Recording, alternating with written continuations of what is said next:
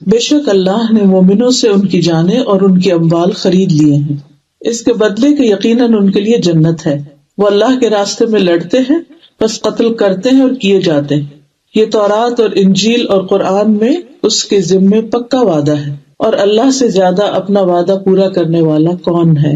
تو اپنے اس سودے پر خوب خوش ہو جاؤ جو تم نے اس سے کیا ہے، اور یہی بہت بڑی کامیابی۔ یہ مومن توبہ کرنے والے، عبادت کرنے والے، حمد و ثنا کرنے والے، روزہ رکھنے والے، رکوع کرنے والے، سجدہ کرنے والے، نیکی کا حکم دینے والے، برائی سے منع کرنے والے، اور اللہ کی حدوں کی حفاظت کرنے والے ہیں، اور ان مومنوں کو خوشخبری دے دیجیے۔ اس وقت آپ کے سامنے سورۃ التوبہ کی آیت نمبر 111 اور 112 پڑھی گئی ہیں۔ اس میں اللہ سبحانہ وتعالیٰ کا مومنوں کے ساتھ ایک معاہدہ ہو رہا ہے، اور وہ معاہدہ کیا ہے کہ تم مجھے اپنی جانیں اور مال دو تو میں تمہیں اس کے بدلے میں جنت دوں گا۔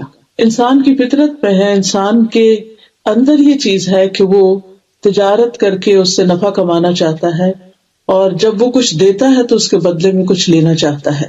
اللہ سبحانہ تعالیٰ نے جو کچھ بھی ہمارے پاس ہے، اگر دیکھا جائے تو ہے بھی اللہ ہی کا، ہماری جان ہو یا مال ہو، اس میں سے کوئی بھی چیز ہماری اپنی تو نہیں، لیکن یہ اللہ سبحانہ تعالیٰ کا احسان ہے کہ دینے کے بعد وہ ان چیزوں کو ہماری ملکیت بتا کر پھر دوبارہ ہم سے خریدنا چاہتا ہے، اور یہ اس کا بہت بڑا احسان ہے۔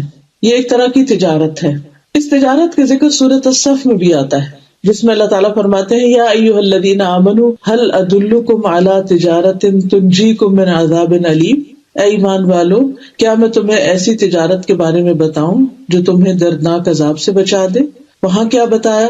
تؤمنون باللہ ورسولہ وتجاہدون فی سبیل اللہ باموالکم وانفسکم ذالکم خیر لکم ان کنتم تعلمون، کہ تم اللہ اور اس کے رسول پر ایمان لاؤ اور اپنے مالوں اور اپنی جانوں کے ساتھ اللہ کے راستے میں جہاد کرو، یہ تمہارے لیے بہتر ہے اگر تم جانتے ہو۔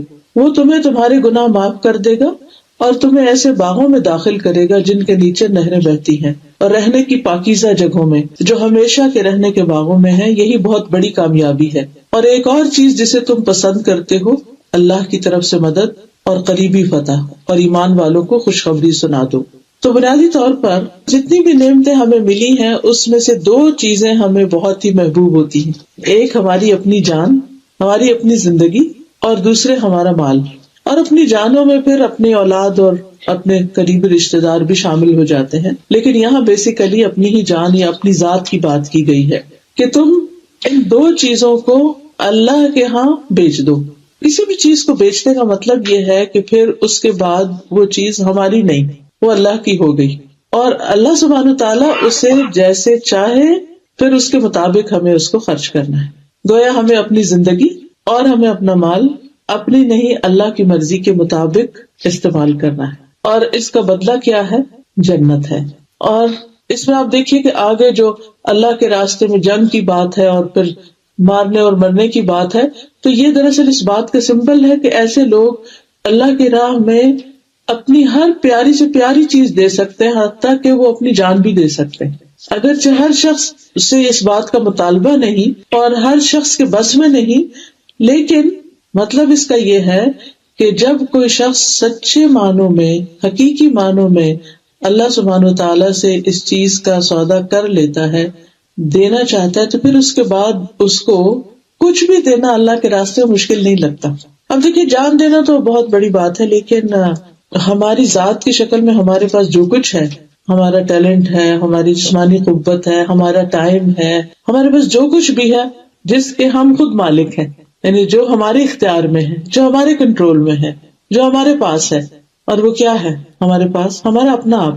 بعض اوقات ہم اپنے بچوں کی بھی مرضی کے مالک نہیں ہوتے، ہم دوسروں کے بارے میں بھی کچھ نہیں کہہ سکتے، لیکن اپنی بات تو ہم کر سکتے ہیں نا کہ میں اللہ سبحانہ تعالیٰ کے لیے کتنا وقت نکال سکتی ہوں۔ اور پھر ہمارا مال جو ہماری پرسنل بلانگنگز ہیں، جس پر ہمارا اپنا اختیار ہے، اس کو ہم جہاں چاہیں خرچ کریں، ہم چاہیں تو ہم اس کو اپنے دنیا کی عیش و عشرت میں خرچ کریں، ہم اسے چاہیں تو ان جگہوں پر خرچ کریں جہاں خرچ کرنا اللہ سبحانہ تعالیٰ کو پسند ہے، اور اس کی محبت میں خرچ کریں، جیسے قرآن مجید میں آتا ہے وَيُطْعِمُونَ الطَّعَامَ عَلَىٰ حُبِّهِ مِسْكِينًا وَيَتِيمًا وَأَسِيرًا، کہ وہ اس کی محبت میں کھلاتے ہیں مسکین، یتیم اور قیدی کو، انما نطعمکم لوجہ اللہ لا نرید منکم جزاء ولا شکورا، ہم تمہیں اللہ کی خاطر کھلا رہے ہیں، ہم تم سے نہ کوئی بدلہ چاہتے ہیں نہ کوئی شکریہ چاہتے ہیں۔ تو گویا انسان جب اپنی جان اور مال اللہ کی مرضی کے مطابق لگاتا ہے تو پھر اس کا بدلہ وہ بندوں سے نہیں چاہتا ہوتا، بلکہ اس کا بدلہ وہ جنت کی شکل میں چاہتا ہے۔ اسی لیے اللہ تعالیٰ فرماتے ہیں وعدن علیہ حقا، اللہ کے ذمے سچا وعدہ ہے، فی التوراۃ والانجیل والقرآن، جو 3 کتابوں میں جب بھی کوئی بات کی جاتی ہے تو پوچھا جاتا ہے کہ اس کا ریفرنس کیا ہے، کہاں یہ کہا گیا ہے، تو یہ بات 3 جگہوں پہ، یعنی ہر پیغمبر کو جو تعلیمات دی گئی ہیں ان میں یہی بتایا گیا ہے۔ جیسے موسیٰ علیہ السلام کو تورات دی گئی تو ان کے ہاں بھی یہی بات تھی، انجیل دی گئی تو اس میں بھی یہی بات کی گئی، اور قرآن میں بھی یہی بات کی گئی کہ جو بھی ایسا کرے گا وہ اللہ کے ہاں اس کے بدلے میں جنت پائے گا۔ وَمَنْ أَوْفَىٰ بِعَهْدِهِ مِنَ اللَّهِ، اللہ سے بڑھ کر اپنے وعدے کو پورا کون کرنے والا ہے؟ یعنی اگر تم اللہ سبحانہ وتعالیٰ سے کوئی معاملہ کرتے ہو تو اس میں کوئی دھوکہ نہیں ہوگا تمہارے ساتھ۔ آپ بندوں کے ساتھ مل کر کوئی بزنس کرتے ہیں کسی پارٹنرشپ میں، یا بندوں کے ساتھ کوئی لین دین کرتے ہیں، کوئی بزنس ڈیل کرتے ہیں، تو آپ نے دیکھا ہوگا جو لوگ اس فیلڈ میں ہیں وہ جانتے ہیں کہ کتنی دفعہ اونچ نیچ ہو جاتی ہے، کبھی ایک پارٹی کچھ گڑبڑ کر جاتی، کبھی دوسری کر جاتی ہے، جو ڈیڈ لائنز ہوتی ہیں وہ میٹ نہیں ہوتی، وعدے کے مطابق کام نہیں ہوتا، اور بہت دفعہ اس میں کہا کچھ جاتا ہے اور جو چیز بدلے میں دی جاتی ہے وہ کچھ اور ہوتی ہے۔ لیکن انسان جب اللہ سبحانہ وتعالیٰ سے کوئی معاملہ کرتا ہے اور سچے دل سے خالص اس کی رضا کے لیے، تو پھر اس میں کسی قسم کے دھوکے کا کوئی امکان نہیں ہوتا۔ اور اسی لیے اللہ سبحانہ وتعالیٰ ہم سے بھی کیا چاہتا ہے؟ اخلاص چاہتا ہے کہ ہم بھی اپنے وعدے میں یا اپنی بات اور قول میں سچے ہوں۔ تو اللہ تعالیٰ فرماتے ہیں تو اپنے اس سودے پر تم خوش ہو جاؤ، فاستبشروا ببیعکم الذی بایعتم بہ، وہ سودا جو تم نے اللہ کے ساتھ کیا، وہ وعدہ جو تم نے اللہ کے ساتھ کیا، وذالک ھو الفوز العظیم، اور یہی بہت بڑی کامیابی ہے۔ تو گویا یہ جو سودا ہے یہ دراصل جنت کا سودا ہے، اور اس کے بارے میں حدیث میں آتا ہے الا ان سلعۃ اللہ غالیہ، الا ان سلعۃ اللہ الجنہ، کہ سنو اللہ کا سودا بڑا مہنگا ہے، سنو اللہ کا سودا جنت ہے۔ یعنی اگر تم اس سے جنت کے خریدار ہو تو اس کی قیمت دینی پڑے گی۔ یعنی جنت صرف راحت سے یا آرام یا سکون سے یا صرف اپنی خواہشات پر چلنے سے نہیں ملے گی، بلکہ اس کی ایک قیمت ادا کرنی پڑے گی، اور وہ کیا ہے؟ دراصل انسان اپنا مال اور جان اللہ کی خاطر خرچ کرے، یعنی صرف اللہ کو راضی کرنے کے لیے، کسی دکھاوے کے لیے نہیں۔ اور اس کی بہترین مثال جو ہے وہ انصار ہیں، جنہوں نے نبی صلی اللہ علیہ وسلم کی بہترین طریقے سے مدد کی۔ اس میں ہم دیکھتے ہیں کہ نبی صلی اللہ علیہ وسلم نے انصار سے یہ کہا تھا کہ اپنے رب عز و جل کے لیے میں تم سے یہ مطالبہ کرتا ہوں کہ تم صرف اس کی عبادت کرو اور اس کے ساتھ کسی کو شریک نہ ٹھہراؤ، اور اپنے ساتھیوں کے لیے یہ مطالبہ کرتا ہوں کہ ہمیں ٹھکانہ دو اور ہماری مدد کرو، اور ہماری حفاظت بھی اسی طرح کرو جیسی اپنی حفاظت کرتے ہو۔ تو انہوں نے پوچھا کہ اگر ہم یہ کام کریں، یعنی اللہ کی عبادت کریں، شرک نہ کریں اور آپ کی مدد کریں اور آپ کو پناہ دیں، جو ظاہر نبی صلی اللہ علیہ وسلم اور آپ کے ساتھیوں کے لیے مکہ میں رہنا اب دوبھر ہو گیا تھا، تو کہنے لگے کہ پھر ہمیں کیا ملے گا اس کے بدلے میں؟ ظاہر کہ جو لوگ ہجرت کر کے آ رہے ہیں وہ کیا دے سکتے ہیں؟ تو آپ نے فرمایا تمہیں جنت ملے گی۔ انہوں نے کہا کہ پھر ہم نے آپ سے وعدہ کر لیا کہ ہم آپ کو پروٹیکٹ کریں گے اور اس کے بدلے میں ہمیں آخرت میں جنت چاہیے۔ اسی وجہ سے ہم دیکھتے ہیں کہ جو انصار ہیں ان کی قربانیاں بہت بڑی بڑی ہیں۔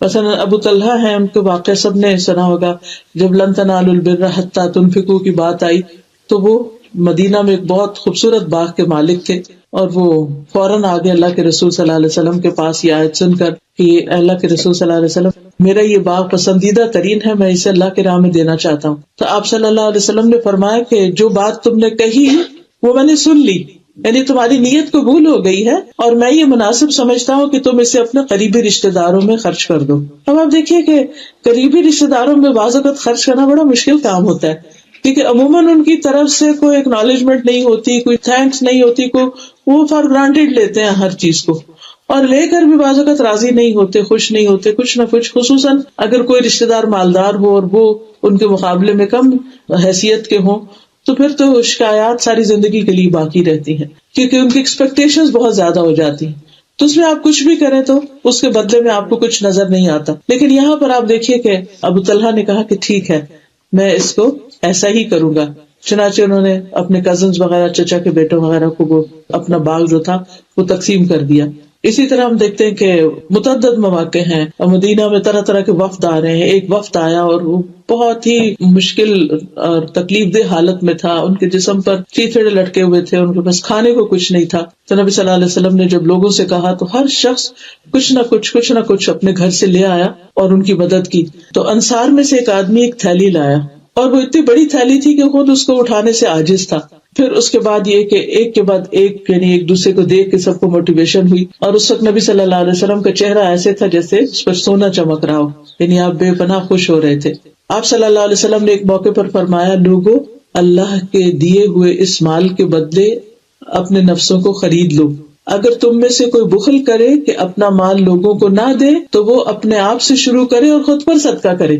اللہ کے دیے ہوئے رزق میں سے کھائے اور پہنے, یعنی اللہ نے مال اس لیے نہیں دیا کہ اس کو صرف جمع کرتے رہو, صرف سیونگز پر ہی ساری توجہ رکھو اور فقیروں جیسا حال بنا کے رکھو. نہیں, اپنے آپ سے شروع کرو اور اس کو خرچ کرو. کیونکہ اسلام میں بیسیکلی جو تعلیم دی گئی جس سورۃ البقرہ کے شروع میں آتا ہے وہ مما رزقناہم ينفقون, اس میں سے جو ہم نے ان کو رزق دیا وہ خرچ کرتے ہیں. یہ نہیں کہا کس پہ خرچ کرتے ہیں, دوسروں پہ کرتے ہیں, اپنے پہ کرتے ہیں, لیکن یہ کہ خرچ کرتے ہیں. تو اسلام کا مزاج جو ہے وہ خرچ کرنے کا ہے, دینے کا ہے, تاکہ اس سے لوگوں کے اندر خوشحالی آئے. پھر اسی طرح ابو امامہ سے روایت ہے, ایک آدمی نے آپ صلی اللہ علیہ وسلم سے پوچھا کہ کون سا صدقہ سب سے افضل ہے. آپ نے فرمایا اللہ کی راہ میں کسی خیمے کا سایہ مہیا کرنا, یا اللہ کی راہ میں کسی خادم کی خدمت کرنا, یا اللہ کی راہ میں کسی نر جانور پر کسی کو سوار کرنا, یعنی کسی کو سواری دینا. پھر اسی طرح اللہ کے راستے میں انسان جو بھی دیتا ہے, یعنی اللہ کی خاطر دیتا ہے یا اللہ کے دین کے لیے دیتا ہے, تو قرآن مجید میں آتا ہے وَمَا تُنْفِقُوا مِنْ شَيْءٍ فِي سَبِيلِ اللَّهِ يُوَفَّ إِلَيْكُمْ وَأَنْتُمْ لَا تُظْلَمُونَ, اور تم جو چیز بھی اللہ کے راستے میں خرچ کرو گے وہ تمہاری طرف پوری لوٹا دی جائے گی اور تم پر ظلم نہیں کیا جائے گا.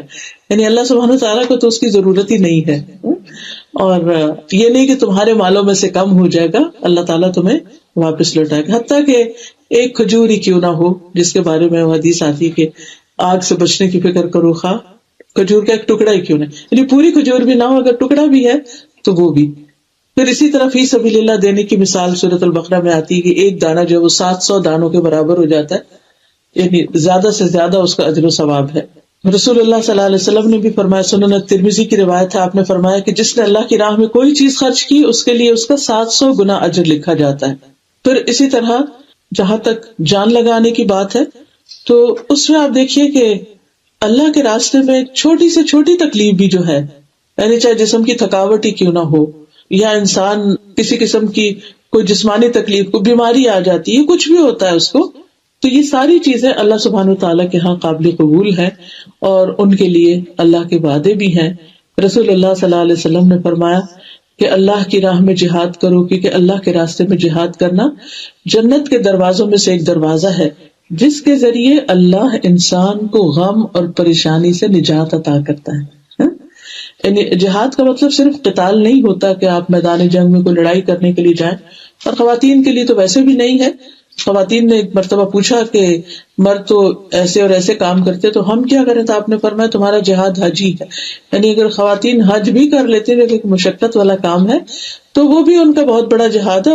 بیسیکلی جہاد کا جو معنی ہے وہ ہے سخت محنت کرنا, یعنی اپنی اٹ موسٹ ایفرٹ لگانا اللہ کے راستے میں. تو جب آپ کوئی بھی اللہ کی خاطر کام کرتے ہیں اور اس کو ایکسلنس کے لیول پر کرتے ہیں اور اس کو بہترین محنت کے ساتھ اور خوب جان مار کے کرتے ہیں, اور اس سے غرض صرف اللہ کی رضا ہوتی ہے, کچھ اور حاصل کرنا نہیں, تو ایسی جو بھی کوشش انسان کرتا ہے وہ دراصل کیا ہے, جنت کے دروازوں میں سے ایک دروازہ, اور اس کے ذریعے اللہ تعالیٰ دنیا کے غم اور پریشانیاں بھی دور کر دیتا ہے انسان کی. پھر اسی طرح یہ ہے کہ اللہ سبحانہ تعالیٰ کی مدد اور نصرت حاصل ہوتی ہے انسان کو. جو قدم اللہ کے راستے میں غبار آلود ہوتے ہیں اللہ تعالیٰ ان پر دوزخ کی آگ حرام کر دیتا ہے. پھر اسی طرح جنت میں گھر کی ضمانت دی گئی. اور یہ ہوتے کون لوگ ہیں, ان کی صفات کیا ہوتی ہیں, اب تھوڑا سا ہم ان کو تازہ کر لیتے ہیں. یہ ساری چیزیں یہ معلوم تو ہے ہمیں, لیکن ذرا تازہ ہو جائے تو پھر دوبارہ انسان ایک پورے شعور کے ساتھ کرنے لگتا ہے. کچھ چیزیں انسان شروع کرتا ہے پھر اس کی وہ ہیبٹ بن جاتی ہے, پھر جب وہ ہیبٹ بن جاتی ہے تو پھر اس کے اندر وہ روح یا وہ خوشی نہیں رہتی, اور پھر جب دوبارہ سے ان کے بارے میں پڑھتا یا سنتا ہے تو انسان کے اندر ایک نیا ولولہ آتا ہے. تو یہ وہ لوگ ہیں جنہوں نے اللہ کے ساتھ ایک تجارت کر رکھی ہے کہ یا رب ان صلاتی و نسکی و محیای و مماتی للہ رب العالمین، میری نماز، میری قربانی، میری زندگی، میری موت سب میرے رب کے لیے ہے. یعنی اللہ نے مجھے اپنے لیے اس دنیا میں بھیجا، یعنی اپنی عبادت کے لیے. حالانکہ اللہ کو ضرورت نہیں، لیکن بہرحال اس نے ہماری زندگی کا مقصد یہ بتایا وما خلقت الجن والانس الا لیعبدون.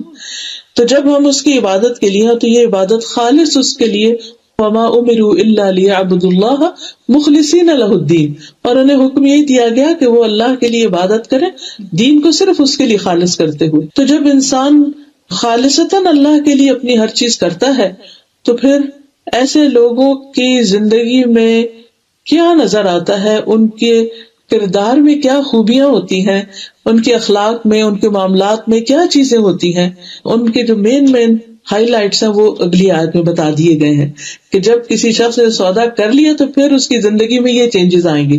سب سے پہلی چیز التائبون، کہ وہ توبہ کرنے والے ہیں. یعنی تائبون کا مطلب یہ ہے کہ ہر وقت تمام گناہوں سے توبہ کا اہتمام کرتے ہیں.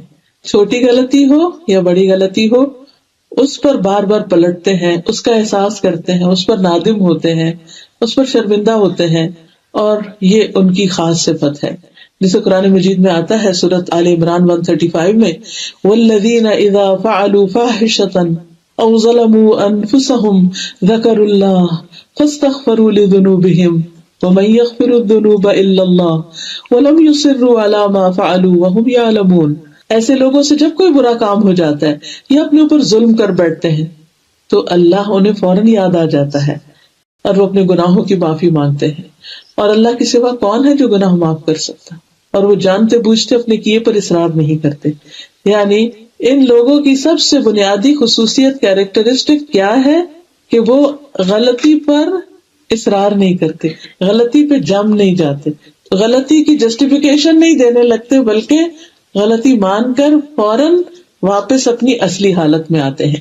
کیونکہ بنیادی طور پر انسان گناہگار نہیں ہے، اللہ نے انسان کو گناہگار نہیں پیدا کیا. جس سے آپ دیکھیں کرسچینٹی میں آتا نا کہ انسان جو ہے وہ ہے ہی گناہگار، تو اللہ نے انسان کو گناہگار نہیں پیدا کیا، بلکہ اللہ نے انسان کو اسلام پر پیدا کیا، فطرت پر پیدا کیا ہے. اور پھر یہ ہے کہ انسان سے بھول ہو جاتی ہے، غلطی ہو جاتی ہے. تو ایسی صورت میں مومن جو ہے اس کے دل کے اندر ایک میزان ہوتا ہے کہ وہ فوراً اپنی غلطی کو خود پہچان لیتا ہے، اور جب انسان اپنی غلطی کو پہچان لیتا ہے تو پھر اس کو فوراً ہی احساس ہوتا ہے اور وہ اسے چھوڑنے کی کوشش کرتے ہیں. توبہ دراصل کیا ہے؟ توبہ ہے واپسی، واپس ہونا، پلٹنا. یعنی اپنی پہلی اصلی حالت میں، اس حال میں جانے کی کوشش کرتا ہے جس میں وہ غلطی سے پہلے تھا. غلطی کیا ہے؟ دراصل ایک پھسلن ہے، ایک بھول ہے، ارادے کی کمزوری ہے. کبھی نفس کے ہاتھوں انسان مجبور ہو کر، کبھی بھول چوک کر، کبھی غلطی سے انسان اللہ کی نافرمانی کا کام کر لیتا ہے. تو پھر جو ہی اس کا احساس ہوتا ہے کہ نہیں میں نے ٹھیک نہیں کیا، چاہے اس کے منہ سے کچھ نکلا ہو، چاہے اس کے عمل میں کچھ ایسی چیز ہو، تو وہ واپس ہوتا ہے کہ نہیں مجھے یہ نہیں کرنا. وہ اپنے دل کو واپس اطمینان کی حالت میں لے کر آتا ہے. نبی صلی اللہ علیہ وسلم نے فرمایا ہر مومن آدمی سے کوئی نہ کوئی ایسا گناہ سرزد ہو جاتا ہے جس کو وہ وقتاً فوقتاً کرتا رہتا ہے، یا کوئی ایسا گناہ ہوتا ہے جس پر وہ قائم رہتا ہے، وہ اس کو نہیں چھوڑتا حتیٰ کہ وہ دنیا چھوڑ جاتا ہے. مومن کو اس حال میں پیدا کیا گیا کہ وہ فتنوں میں گرنے والا، بہت توبہ کرنے والا اور بھولنے والا ہوتا ہے. نہیں ادھر توبہ کرتے پھر بھول کے وہی کچھ کر بیٹھتا ہے، لیکن جب اسے نصیحت کی جاتی ہے تو وہ واعظ و نصیحت قبول کرتا ہے، اس کو ایکسپٹ کرتا ہے، اپنی غلطی کو ماننے والا ہوتا ہے. پھر اسی طرح بخاری میں آتا ہے کہ مومن اپنے گناہوں کو ایسے محسوس کرتا ہے جیسے وہ کسی پہاڑ کے نیچے بیٹھا ہوا، یعنی اس کو بوجھ اپنے اوپر محسوس کرتا ہے، اپنے دل پر، اور ڈرتا ہے کہ کہیں اس کے اوپر نہ آ جائے. اور بدکار اپنے گناہوں کو مکھی کی طرح ہلکا سمجھتا ہے کہ وہ اس کے ناک کے پاس سے گزری اور اس نے اپنے ہاتھ سے ہی اس کو اڑا دیا، یعنی اس کو کوئی احساس نہیں ہوتا کہ اس نے غلط کام کیا. لیکن مومن کی شان یہ ہے کہ وہ بار بار اللہ کی طرف رجوع کرتا ہے، بار بار پلٹتا ہے اور کہتا ہے. حدیث میں آتا ہے نبی صلی اللہ علیہ وسلم اللہ سبحانہ و تعالیٰ سے روایت کرتے ہیں کہ اللہ تعالیٰ فرماتے ہیں کہ ایک آدمی گناہ کرتا ہے، پھر کہتا ہے اللہ میرے گناہ معاف کر دے. اللہ تعالیٰ فرماتا ہے میرے بندے نے گناہ کیا اور اسے علم ہے کہ اس کا کوئی رب بھی ہے جو گناہ معاف کرتا ہے یا ان پر پکڑ بھی سکتا ہے، تو میں نے اپنے بندے کو معاف کر دیا. یعنی ایز لانگ ایز بندہ میری طرف واپس آتا ہے اور مجھ سے مانگتا ہے تو میں اس کو معاف کر دیتا ہوں. لیکن یہ ہے کہ انسان فوراً پلٹنے کی کوشش کرے, اس پر جمے نہیں, کیونکہ پھر بعض اوقات بھول بھی جاتا ہے انسان کو کہ میں نے کوئی غلطی کی تھی. آپ نے یہ بھی فرمایا کہ جب تم کوئی برائی کرو تو اسی وقت توبہ کرو. چھپی ہوئی برائی ہو تو چھپی ہوئی توبہ کرو, اور اگر اعلانیہ سب کے سامنے غلط کام کیا تو پھر سب کے سامنے ہی معافی مانگو. آپ صلی اللہ علیہ وسلم نے یہ بھی فرمایا کہ میں دن میں 70 سے 100 بار استغفار کرتا ہوں. حالانکہ آپ صلی اللہ علیہ وسلم کے تو اگلے پچھلے گناہ معاف ہو چکے تھے. اس کے باوجود یہ دراصل کیا تھا کہ تھوڑی دیر کے لیے بھی اگر دل پہ کوئی ایسی کیفیت آئے, جیسے آپ نے کہا کہ میرے دل پہ بھی غبار سا آ جاتا ہے, تو میں پھر استغفار کرتا ہوں. تو اگر ہم کسی وقت اللہ تعالیٰ کو بھول جاتے ہیں یا اس کے ذکر سے غافل ہو جاتے ہیں یا ہم کوئی ایسی بات کر لیتے ہیں تو اس میں بھی توبہ ہوتی ہے. پھر ہر مجلس میں توبہ, کہیں پر بھی انسان ہو, چاہے دین کی مجلس ہو دنیا کی ہو, دونوں میں ہی توبہ.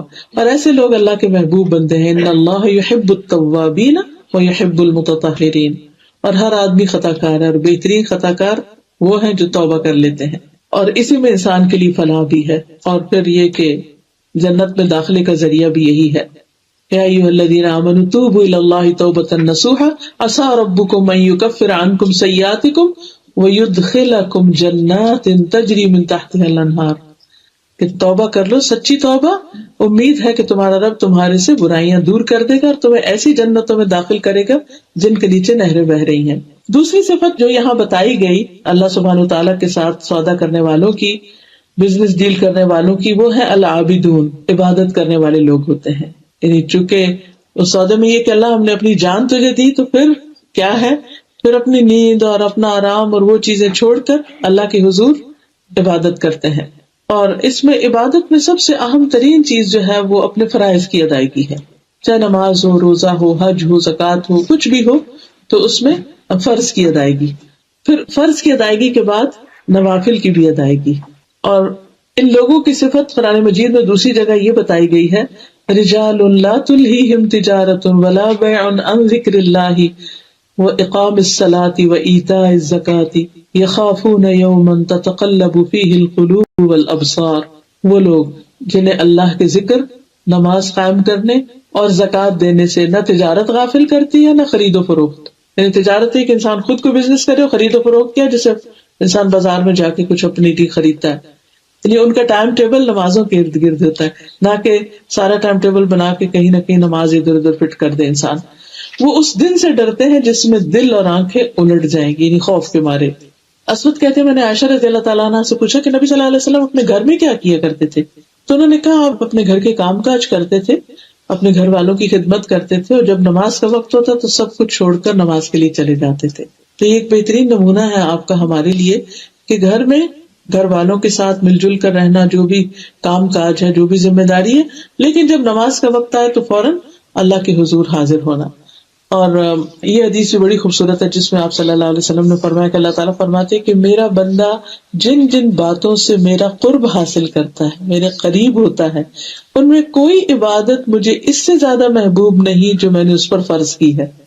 یعنی عام طور پر ہم سمجھتے ہیں کہ شاید نوافل ادا کر کے ہم اللہ کے قریب ہو سکتے ہیں, وہ بھی ہے, لیکن نوافل کی نسبت فرائض کی پابندی اور ان کو احسن طریقے سے ادا کرنا, یہ انسان کو سب سے زیادہ اللہ کے قریب کرتا ہے. جیسے نمازوں میں سب سے افضل نماز فرض نمازوں میں جو بتائی گئی ہے وہ جمعے کے دن کی فجر کی نماز ہے.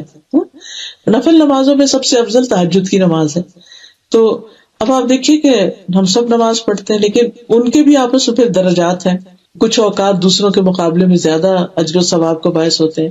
اور پھر فرمایا اور میرا بندہ فرض ادا کرنے کے بعد نفل عبادت ادا کر کے مجھ سے اتنا قریب ہو جاتا ہے کہ میں اس سے محبت کرنے لگتا ہوں. تو نوافل دراصل اللہ کی محبت حاصل کرنے کا ذریعہ ہے.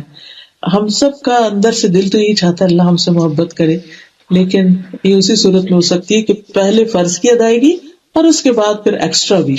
عام حالات میں بھی آپ دیکھیں کہ اگر آپ کسی کو اپنے کام پر رکھتے ہیں, کسی جاب پر رکھتے ہیں, تو دو لوگوں کو آپ نے رکھا. ایک وہ ہے جو صرف ٹائم پورا کرتا ہے, 5 بجے آف, اور ایک وہ ہے جو ٹائم کی پرواہ نہیں کرتا, 5 ہے یا 5:30 ہے, ایکسٹرا بھی لگا جاتا ہے. تو اب ان دونوں کا آپ اگر کمپیریزن کریں تو کس کی طرف آپ کا دل کا رجحان ہوگا کہ جو ایکسٹرا کر کے بھی خراجی اور کوئی احسان نہیں جتاتا. تو نفل اصل میں ہم سے اس کا مطالبہ نہیں کیا کہ ہم ضرور پڑھیں، اور اگر ہم نہیں پڑھے تو ہم سے کوئی پوچھ نہیں ہے. لیکن جو اپنے دل کی خوشی سے پڑھتا ہے ایکسٹرا، نفل کا مطلب ہی ایکسٹرا ہے، جو ایکسٹرا ادا کرتا ہے تو وہ دراصل اللہ کی محبت حاصل کرنے کا ذریعہ بن جاتا ہے. خود نبی صلی اللہ علیہ وسلم اتنا اللہ کے حضور کھڑے رہتے تھے کہ آپ کی پنڈلیوں پہ ورم آ جاتا تھا. جب لوگوں نے پوچھا کہ آپ کے تو سب گناہ معاف ہیں، آپ کیوں اتنی تکلیف اٹھاتے ہیں، آپ نے فرمایا کہ میں اللہ کا شکر گزار بندہ نہ بنوں. تو یہ دراصل ہے کیا، یعنی کہ انسان کے اندر جو کہ اللہ نے مجھے اتنا کچھ دیا، جب اس کو یہ ریئلائزیشن ہوتی ہے کہ میرے پاس اتنی نعمتیں ہیں تو پھر انسان کا دل چاہتا ہے کہ میں بھی کچھ کروں، میں کیا کروں یا رب جو تجھے خوش کر دے. تو پھر یہ ہے کہ اپنے فرائض کے بعد اپنے ایکسٹرا عبادت کی کوشش کرے انسان. پھر تیسری صفت جو بتائی گئی وہ ہے الحامدون، اللہ کی حمد کرنے والے، اللہ کی تعریف کرنے والے. اللہ سبحانہ وتعالیٰ کو سب سے زیادہ اپنی تعریف پسند ہے، کیونکہ وہ اس کا اہل ہے، وہ اس کا مستحق ہے.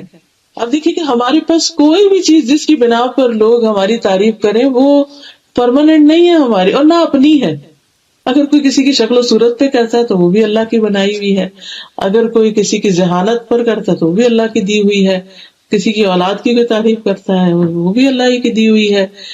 باقی بھی جو نعمتیں ہیں اصل میں تو اللہ سبحانہ وتعالیٰ ہی کی دی ہوئی ہے. لیکن یہ ہے کہ انسان اللہ کی ان نعمتوں کو جب مان جاتا ہے نا تو تبھی اس کے دل سے پھر وہ چیز نکلتی ہے کہ واقعی میرا رب تعریف کے قابل ہے. اس کے لیے غور و فکر ضروری ہے، اور سب سے پہلے انسان کا اپنی ہی ذات پر غور و فکر ضروری ہے کہ اللہ نے مجھے کیا کیا نعمتیں دی ہیں مختلف اعضاء کی شکل میں، میری آنکھیں، میرے کان، میری زبان، میرے ہاتھ، میرے پاؤں، میرے جسم کے دل، زبان، ناک، بال، ایک ایک چیز کے اندر بے شمار فائدے ہیں ہمارے لیے. اور جس طریقے پر یہ سارے ایک دوسرے سے کوآرڈینیٹ کر رہے ہیں اور جس طرح کام کر رہے ہیں ہمارا جسم، قرآن مجید میں آتا ہے وَفِي أَنفُسِكُمْ أَفَلَا تُبْصِرُونَ، تمہارے اپنے جان کے اندر، جسم کے اندر نشانیاں موجود ہیں، کیا تم دیکھتے نہیں ہو؟ یعنی ان کو دیکھنا، ان پر غور و فکر کرنا انسان کو دراصل اللہ کا شکر گزار بناتا ہے. یعنی شکر انسان کے اندر تب آتا ہے جب انسان نعمت کو نعمت سمجھتا ہے، اس کو اللہ کا انعام سمجھ. ہم ڈیزرو نہیں کرتے یہ ساری چیزیں، اللہ جب چاہے جو چیز لے لے سو لے لے، لیکن جو اس نے ہمیں دی اس پر ہمارے لیے لازم ہے کہ پھر ہم اس کی تعریف کریں کہ اس نے ہمیں دیا اور اس کا شکر ادا کریں. تو اب دیکھیے کہ ہمارے پاس جو کچھ ہے وہ تو عارضی ہے، لیکن جو اللہ کا ہے وہ تو ہمیشہ ہمیشہ کے لیے ہے. تو ہم جو ہوتی ہے یا شکر جو ہوتا ہے یہ صرف خوشحالی میں نہیں ہوتا، یہ تکلیف کی حالت میں بھی. بندہ مومن جو ہے وہ اللہ کے فیصلوں پہ راضی ہوتا ہے. کسی نے بہت اچھی خوبصورت بات کی، کسی بزرگ کا قول ہے کہ جب میں دعا کرتا ہوں اور اللہ تعالیٰ میری دعا قبول کر لیتا ہے اور مجھے وہ چیز دے دیتا ہے جو مجھے چاہیے ہوتی ہے تو میں اس پر بھی خوش ہوتا ہوں. لیکن جب اللہ تعالیٰ مجھے کوئی چیز نہیں دیتا تو میں اس پر اور بھی زیادہ خوش ہوتا ہوں، کیونکہ پہلا میرا فیصلہ تھا، میری چاہت تھی، اور دوسرا اللہ کا فیصلہ تھا، اور اللہ کا فیصلہ میرے فیصلے سے زیادہ بہتر ہے. تو میرے حق میں اگر میں کوئی اپنے لیے چیز مانگ رہی ہوں، اپنی اولاد کے لیے مانگ رہی ہوں اور وہ نہیں مل رہی تو اس میں ضرور کوئی خیر اور بھلائی کی بات ہے. اللہ کی رضا پہ جب کوئی راضی ہو جاتا ہے تو ایسا بندہ تنگ دستی اور پریشانی اور رنج اور غم اور راحت اور خوشی ہر حال میں پھر اللہ تعالیٰ کی تعریف کرتا رہتا ہے، اور ہر تکلیف میں وہ اس کی ساتھ ہی نعمت کو یاد کرتا ہے.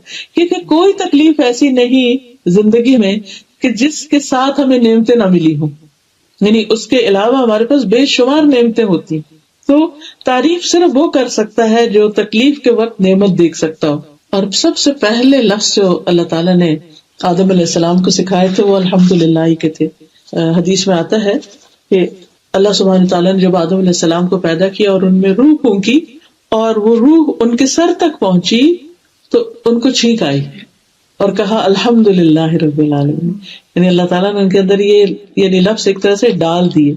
تو اللہ تعالیٰ نے جواب میں فرمایا یرحمک اللہ، اللہ تم پہ رحم فرمائے. اور قرآن مجید کا آغاز بھی کس سے ہوتا ہے؟ الحمدللہ سے. تو اسی لیے ہم نے یہ کیا کیا کہ سمجھ ہی نہیں آتی کہ کیا کیا پڑھے. اللہ کی تعریف ہے تو ہم نے قرآن پاک کی کچھ حدیثوں میں سے جو نبی صلی اللہ علیہ وسلم کے مسنون الفاظ ہیں تعریف کے، وہ ہم نے اس کارڈ کی شکل میں سارے اکٹھے کر دیے تاکہ انسان دن میں کم از کم یا کسی وقت اگر سارے بیٹھ کے ایک دفعہ اچھی طرح پڑھے، چونکہ ان کے بے شمار فائدے بھی احادیث میں ساتھ ملتے ہیں.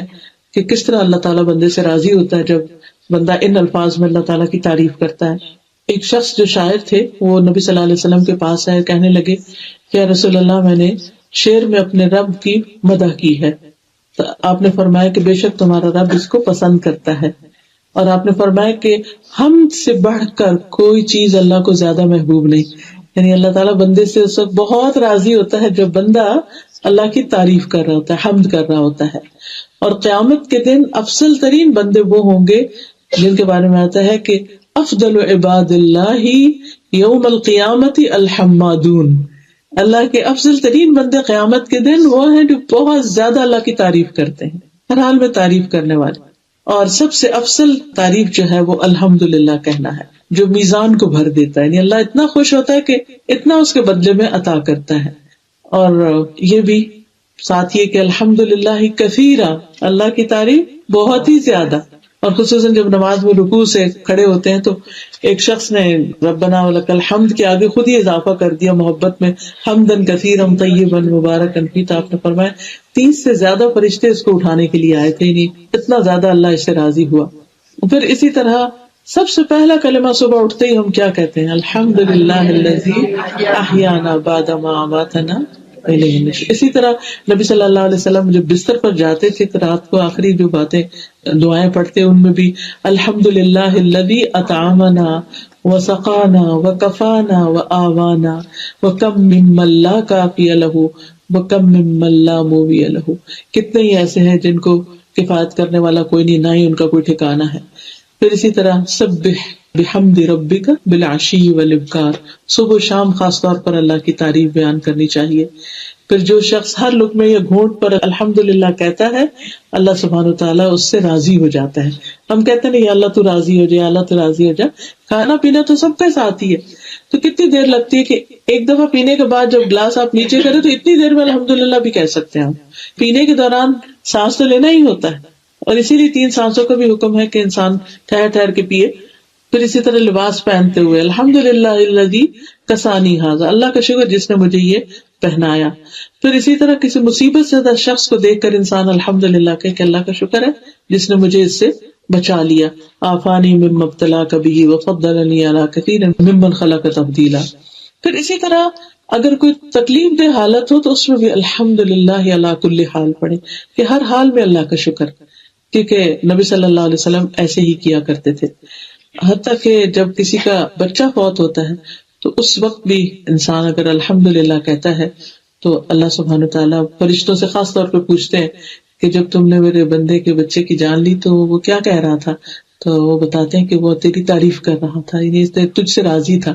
اللہ تعالیٰ فرماتے ہیں میرے اس بندے کے لیے جنت میں ایک گھر بناؤ جس کا نام بیت الحمد رکھو, یعنی ایسا گھر کہ جسے دیکھتے ہی سب اس کی تعریف کرنے لگے. پھر اسی طرح مومن کے یہ الفاظ دنیا سے جاتے ہوئے بھی ہوتے ہیں, آخری جو اس کے الفاظ ہوتے ہیں لا الہ الا اللہ کے علاوہ. حدیث میں آتا ہے کہ مومن کے ہر حال میں خیر ہے, اس کی جان اس کے دونوں پہلوؤں سے نکل رہی ہوتی ہے, اس حال میں کہ وہ اللہ کی تعریف کر رہا ہوتا ہے.